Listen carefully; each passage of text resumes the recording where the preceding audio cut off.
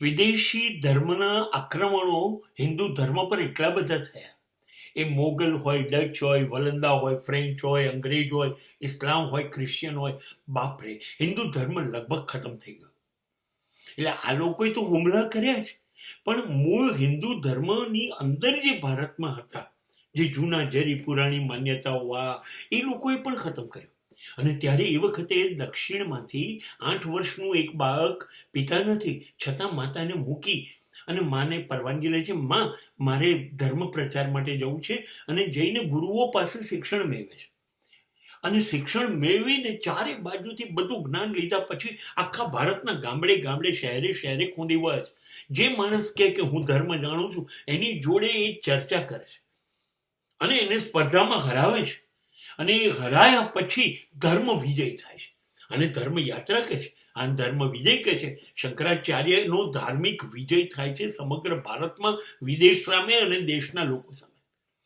પછી કાશ્મીર, કન્યાકુમારી, દ્વારકા અને જગન્નાથપુરી જેવી 4 જગ્યાએ હિન્દુ ધર્મની ગાદી સ્થાપે છે. ચારેય જગ્યાએ એ પોતે પોતાના જેવા શ્રેષ્ઠ શિક્ષકોને મૂકી શંકરાચાર્યની સ્થાપના કરે છે. હવે નીકળી પડે છે ઘેર ઘેર, ગામ ગામ, શહેર શહેર, લોકોને સમજાવવા, તમે ખોટું કરી રહ્યા છો. તમે જે કરી રહ્યા છો એ ધર્મ નથી.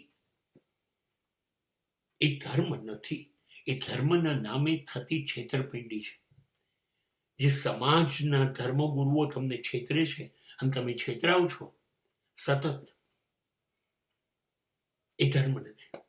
અને પછી બધી જગ્યાએ કહે છે આ ધર્મ નથી, આ ધર્મ નથી, આ ધર્મ નથી. પછી કહે છે મંત્રો બોલો છો, આ હવન કરો છો, આ યોગ કરો છો, આ પૂજા પાઠ કરો છો, આ વારે ઘડીએ જઈને યાત્રાઓ કરો છો, નદીમાં નાહો છો, કથાઓ સાંભળો છો. આ ધર્મ નથી. ધર્મ શું છે? અરે આપણે આત્મા છીએ. આપણે પરમાત્મામાંથી છૂટા પડ્યા એટલે આત્મા પરમાત્માનો અંશ થયા કે નહીં? એ આપણી અંદર રહે છે તો પરમાત્મા આપણી અંદર રહે છે, તો અંદર રહે છે તો આ બધું બહાર કરવાનું શું? આ સમજાવે છે. બહારનું બધું બંધ કરો. બહાર નથી પૂજા પાઠ, નથી યાત્રા, નથી હવન. બહાર નથી પાપ, નથી પુણ્ય. બહાર નથી સુખ, નથી દુઃખ. બહાર નથી સ્વર્ગ, નથી નરક. બધું આપણી અંદર છે. તમે સમત્વમ શબ્દ આપ્યો શંકરાચાર્યએ. સમત્વ એટલે સમતુલાથી રહો. બહુ વધારે પણ નહીં અને બહુ ઓછું પણ નહીં. જેમ કે તમે એવું નક્કી કર્યું કાઢો હવે હું 2 મહિના સુધી ઉપવાસ જ કરીશ, તો શરીરને ભૂખ્યા મારો છો એ ધર્મ નથી. ડાબી બાજુ એ થઈ ગઈ કે જ્યાં ખોરાક જ નહીં. શંકરાચાર્ય ના પાડી.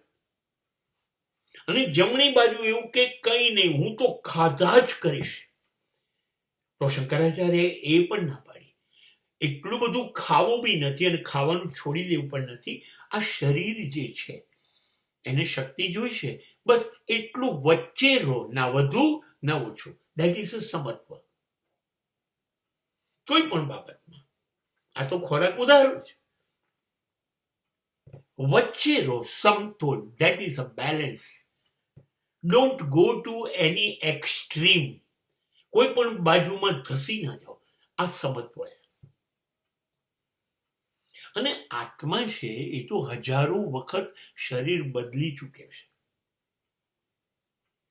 વારે ઘડીએ જતો રહે છે. થોડા વર્ષો શરીર વાપરે છે, પછી લાગે શરીર નકામું થયું તો એ જતો રહે છે.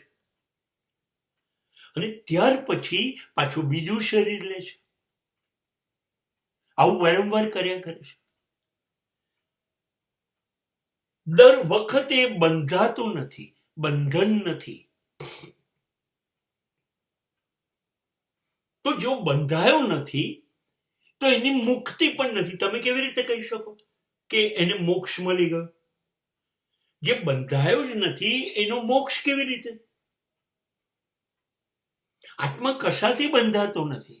આપણે જે કહીએ છીએ ને, જન્મ, પરણ, મરણ, ખાવું છે, આંખ જુએ છે, કાન, આ બધું શરીર કરે છે. અંદર રહેલું તત્વ જે છે શરીરને જીવતું રાખે છે, એ કશું નથી કરતું. એટલે એને કોઈ બંધન નથી. એટલે ગમે ત્યારે ઉડી જાય છે જ્યારે એનું સમય મર્યાદા થાય ત્યારે. એટલે આપણે વફાદાર કોને રહેવાનું? આત્માને. અને આત્મા એ પરમાત્મા હોય તો પછી આ બીજી બધી બહારની ક્રિયા શું કમ કરવાની? આપણે દર વખતે આત્માને યાદ દેવડાવવાનું કે તું ઈશ્વરનો અંશ છું, એ રીતે જીવ, જેવો ઈશ્વર છે એવો બન, એ યાદ કરાવવાનું. દરેક જીવ શિવ બને.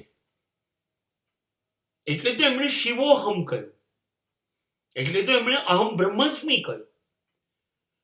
આપણે સતત આપણા આત્માને કહેવાનું, યાર તું યાદ રાખ, તું જ ઈશ્વર છું અને એ બનવામાં સફળ થા.